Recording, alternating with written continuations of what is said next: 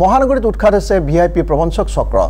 হাই security জোন জনতা ভৱনৰ conference হলত meeting পাতি মিনিষ্টাৰ্ছ কলনীত মন্ত্ৰীৰ ব্যক্তিগত সচিব বুলি পৰিচয় দি কোটি কোটি টকা আত্মসাৎ কৰা প্ৰবঞ্চকক গ্ৰেপ্তাৰ আৰক্ষীৰ জালত ক্ষুদ্ৰ সঞ্চয় সঞ্চালকালয়ৰ বিষয়া বিৰিঞ্চি বৰকটকী আৰু বিজেপিৰ অনুসূচিত জনজাতি মৰ্চাৰ সভাপতি অসীম দাস দুয়োকে গ্ৰেপ্তাৰ কৰিছে ক্ৰাইম ব্ৰাঞ্চে ৰাজ্যৰ বাহিৰৰ বহু ব্যৱসায়িক ভুৱা ৱৰ্ক অৰ্ডাৰ উলিয়াই কোটি কোটি টকা আত্মসাৎ কৰিছিল গেংটোৱে গ্যাংটোৰ মাষ্টাৰমাইণ্ড অসীম দাসে বিৰিঞ্চি বৰকটকীক ভুৱা যুটীয়া সচিব সজাই জনতা ভৱনৰ কনফাৰেন্স হল আৰু মিনিষ্টাৰ্ছ কলনীত বহিৰাজ্য ব্যৱসায়ীৰ সৈতে সঘনে অনুষ্ঠিত কৰিছিল বৈঠক বিৰিঞ্চি বৰকটকীয়ে নিজকে বিএন শৰ্মা বুলি পৰিচয় দিছিল এগৰাকী মন্ত্ৰীৰ বাসগৃহত বৈঠক অনুষ্ঠিত কৰি দেউৰী উন্নয়ন পৰিষদ আদিবাসী উন্নয়ন পৰিষদ অসম ৰাজ্যিক দুৰ্যোগ প্ৰশমন বিভাগ আৰু বিভিন্ন উন্নয়ন পৰিষদৰ নামত ভুৱা ৱৰ্ক অৰ্ডাৰ প্ৰস্তুত কৰি জালত পেলাইছিল ব্যৱসায়ী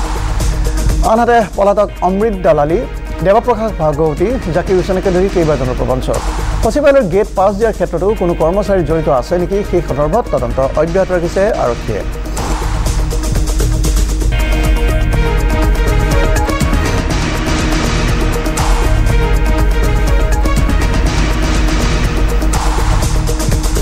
প্ৰবঞ্চনাৰ এক ভয়ংকৰ কাণ্ড সংঘটিত হৈছে আৰু প্ৰবঞ্চনা য'ত হৈছে কোনো সাধাৰণ এলেকা নহয় অসমৰ আটাইতকৈ হাই সিকিউৰিটি জোন জনতা ভৱনৰ প্ৰবঞ্চনা হৈছে তাৰ লগতে ইয়াত মিনিষ্টাৰ কলনীৰ ভিতৰত য'ত আটাইতকৈ সুৰক্ষিত এলেকা তাতো প্ৰবঞ্চকসকলে প্ৰৱেশ কৰি বাহিৰৰ কোম্পানীক কাম দিয়াৰ প্ৰলোভনেৰে কোটি কোটি টকা হস্তগত কৰিছে আৰু সেই ভয়ংকৰ প্ৰবঞ্চনা আৰক্ষীয়ে পোহৰলৈ আনিছে তাৰ লগতে আৰক্ষীৰ সূত্ৰত প্ৰকাশ পাইছে যে মন্ত্ৰী সঞ্জয় কিষণৰ ঘৰতো আনকি তেওঁলোকে আহি মিটিং কৰি গৈছে আমি গোটেই বিষয়টো মন্ত্ৰী সঞ্জয় কিষণৰ পৰা জানিবলৈ চেষ্টা কৰিম যদিও মন্ত্ৰী এজন ব্যস্ত থাকে আৰু সেই তাৰ মাজতে আহি প্ৰবঞ্চকসকলে ইয়াত বৈঠক কৰি গৈছে আৰক্ষীৰ প্ৰাথমিক তদন্ত এয়া প্ৰকাশ পাইছে দেখা গৈছে যে বাংলো নম্বৰ 9 সঞ্জয় কিষণৰ ঘৰত প্ৰবঞ্চকসকলে ইয়াত আহি বৈঠক কৰি গৈছে কোম্পানীৰ মানুহক ইয়াত আনিছে তেওঁলোকে ইয়াত বহুৱাই চৌহদত তেওঁলোকে মিটিং কৰি গৈছে অতি দুৰ্ভাগ্যজনক ঘটনা আচলতে বাংলো নম্বৰ 9 মোৰ নহয় মই বাংলো নম্বৰ 15 আৰু হুবাইগনে দুৰ্ভাগ্য নাজানো এতিয়ালৈকে মোৰ ঘৰত তেনেধৰণৰ প্ৰৱেশ কৰিব পৰা নাই আৰু মই মোৰ নিজৰ যি কাৰ্যালয় আছে কাৰ্যালয়তো মই সতৰ্ক কৰি থৈছোঁ ইতিমধ্যে মাননীয় মুখ্যমন্ত্ৰী ডাঙৰীয়াৰ নিৰ্দেশ আছে যে এনেধৰণৰ প্ৰবঞ্চকবিলাকক কোনো কাৰণতে পৰিচয় দিব নালাগে আৰু সেইকাৰণে আমি গোটেইকেইজন মন্ত্ৰী যথেষ্ট সচেতন হৈ আছোঁ আৰু যাৰ কাৰণে মোৰ কাৰ্যালয়ত যিসকল যায় আমি তেওঁলোকৰ সম্পূৰ্ণ তথ্য সহকাৰে তেওঁলোকৰ ৰেজিষ্ট্ৰেশ্যন কৰাৰ পাছতে আমাক লগ পোৱাৰ তেওঁলোকৰ সৌভাগ্য হয় আৰু তেনেধৰণৰ আমি চেষ্টা কৰোঁ যাতে কোনো ধৰণৰ এনেধৰণৰ ব্যক্তিয়ে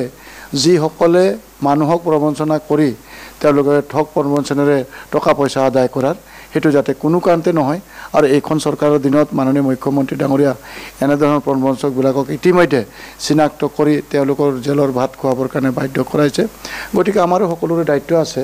আৰু মই আপুনি কৈছে যেতিয়া আমি আৰু সতৰ্কতা অৱলম্বন কৰিম আৰু বিশেষভাৱে মোৰ ঘৰতো তেনেকৈ ধৰণৰ কোনো এতিয়ালৈকে অহা নাই আৰু আহিব নোৱাৰিব মই পুৰা চেষ্টা কৰিম নাভাবেনে যে গভীৰ উদ্বেগৰ বিষয় ইয়াত হাই সিকিউৰিটি জোন আপোনাৰ ঘৰৰ ওচৰতে মুখ্যমন্ত্ৰীৰ ঘৰ আছে নিশ্চিতভাৱে এইটো মানে অতি আচৰিত কথা যাতে আমাৰ ওচৰত কোনোবাই আহিব পটককৈ মোবাইলত ফটো এটা তুলিব আৰু তেনেধৰণৰ তেওঁলোকে কৈ দিব যে মই সঞ্জয় কিষণৰ খাছ মানুহ কিবা মানুহ আকৌ কোনোবাক গৈ পেলাই ফটোটো দেখুৱাই পেলাই সেইটো ফটোৰে কোনোবাই কিবা আদায় কৰিব এনেকৈ ধৰণৰবিলাক বহুত হৈ থাকে তো গতিকে আজিও আমি কোনোবা এজনৰ ফটো উঠালোঁ আমি সতৰ্ক হৈছোঁ যে এই মানুহজন আচলতে কি আমি অলপ সতৰ্ক হোৱাটো খুবেই প্ৰয়োজন আছে কিন্তু এটা কথা নাভাবেনে যে জনতা ভৱনৰ ভিতৰত প্ৰৱেশ কৰি কনফাৰেন্স ৰুমত মিটিং কৰিছে বাংলো নম্বৰ 9 লৈছে আপোনাৰ নহয় বুলি কৈছে তথাপি বাংলো ভিতৰলৈ আহিছে এইটো হাই সিকিউৰিটি জোন মই ইয়াত যথেষ্ট এতিয়া পাৰ্মিশ্যন লৈ পেলাই ফোন কৰিয়ে ভিতৰত প্ৰৱেশ কৰিছোঁ আৰু ছেক্ৰেটেৰিয়েটত বিধায়ক এজনেও পাছ ল'ব লাগে গতিকে গোটেই বস্তুটো গভীৰ উদ্বেগৰ বিষয় হয় নে গোটেই এটা তদন্তৰ প্ৰয়োজন আছে বুলি নাভাবে আমাৰ ছেক্ৰেটেৰিটো সোমালে তাতেও পাছ ল'ব লাগে বা আমাৰ ইয়াৰ কাৰ্যালয়তো সোমালে আমাৰ PS আছে বা আমাৰ PSO আছে তেওঁলোকৰ যোগেদি চিনাক্ত কৰি পেলাই আমি গেটত কৈ দিলেহে মানুহজন সোমাব পাৰে তেনে ক্ষেত্ৰত এনেকৈ ধৰণৰ প্ৰবঞ্চকৰ দল ইয়াত সোমাইছে এইটো অতি দুৰ্ভাগ্যজনক গতিকে আমি আৰু অলপ বেছি আৰু তদন্ত কৰা হয়তো আপোনাৰ কোনোবা যদি কৰি দিছে আপুনি গম নাপায় আপুনি ব্যস্ত এইকেইদিন মেম্বাৰশ্বিপ ড্ৰাইভত আপুনি সমষ্টিত আছিলে গতিকে আৰু তদন্ত আপুনিও কৰাৰ প্ৰয়োজন আছে নিশ্চয় এই আৰু সঠিক তদন্ত হোৱাটো উচিত আৰু কোন এনে প্ৰবঞ্চক এনেধৰণৰ কাৰ্যবিলাকত লিপ্ত আছে তেওঁলোকক চিনাক্ত কৰি উপযুক্ত ব্যৱস্থা গ্ৰহণ কৰাটো আপোনাৰ অজ্ঞাতে কোনোবা আকৌ আপ্যায়ন কৰিছে নেকি তেনেকুৱা ধৰণৰ পৰ্ব মোৰ অজ্ঞাতে ইয়াত কোনোৱে নাথাকে আচলতে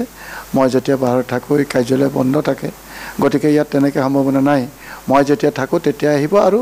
সম্পূৰ্ণভাৱে মোৰ PSA ক'লেহে ইয়াতে তেনেধৰণৰ ব্যক্তি সোমাব পাৰে আদাৰৱাইজ নোৱাৰে হয় নিশ্চয় আমিও এই যেতিয়া আহিছোঁ ইয়ালৈ যথেষ্ট অনুমতি লৈ মন্ত্ৰীৰ PA অনুমতি লৈ ফোনৰ যোগেদি আহিছোঁ আৰু কিমান হাই চিকিউৰিটি জোন মই দেখুৱাবলৈ চেষ্টা কৰিম যদি সম্ভৱ হয় ঠিক খিৰিকীৰে আমি যদি দেখুৱাই কেমেৰা পাৰ্চন ব্ৰজেনে যিমান পাৰোঁ আগুৱাই মই দেখুৱাবলৈ অনুৰোধ কৰিলোঁ সীমাবদ্ধতাৰ মাজতে এয়া হৈছে মুখ্যমন্ত্ৰীৰ বাসগৃহ ঠিক পিছফালে আৰু যদি আৰক্ষীয়ে দাবী কৰা ধৰণে এই ঘৰটোত প্ৰৱেশ কৰিবলৈ সক্ষম হৈছে সেয়া মন্ত্ৰীৰ বাবে উদ্বেগৰ বিষয় কাৰণ মন্ত্ৰীও ব্যস্ত থাকে বা হাই চিকিউৰিটি জোন এই হাই চিকিউৰিটি জোনত যদি এইবাৰ যথেষ্ট তদন্ত আছে এয়া অনলাইন ফ্ৰডতকৈও এক ভয়ংকৰ এক প্ৰবঞ্চনাৰ জাল ইয়াক গভীৰভাৱে নিষেধ কৰাৰ কিন্তু প্ৰয়োজন আছে